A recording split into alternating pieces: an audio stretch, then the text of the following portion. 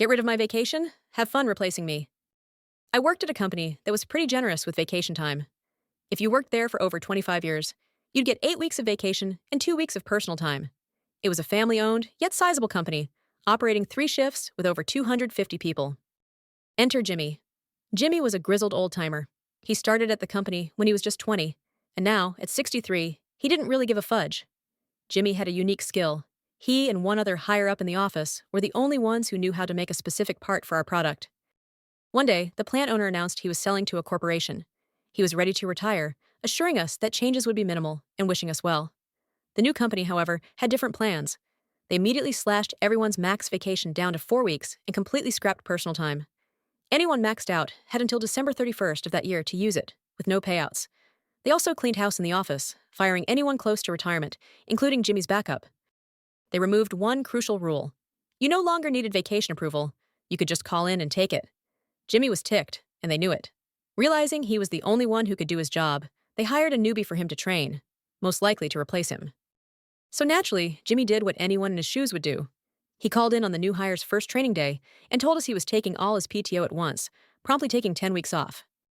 We had a backstock of parts he'd made, so it wasn't too worrying at first. But during those 10 weeks, Jimmy applied for other jobs, found one, and started. Fast forward 10 weeks to the day Jimmy was supposed to return. He didn't. For 2 days, they tried calling him, and even went to his house. No sign of Jimmy. On day 3, he called to resign, and they lost their cool. The parts he made were specialized and patented by the original founder, not something anyone off the street could produce. Eventually, they had to contract the original owner to teach new hires how to make them. When he found out what had happened, he was furious. I heard he charged them a 7-figure contract to instruct them, and they had to fork it over or shut down. Moral of the story, don't mess with people's vacation time. User 0 says Jimmy is amazing. Good for him. User 1 says the company is sold. New owners claim nothing will change. Many things change for the worse. A story as old as time. User 2 says Jimmy doesn't take any nonsense. Good for Jimmy. User 3 says, as someone with extensive experience as a tech executive at numerous companies, including during takeovers, I can confirm that this is very real.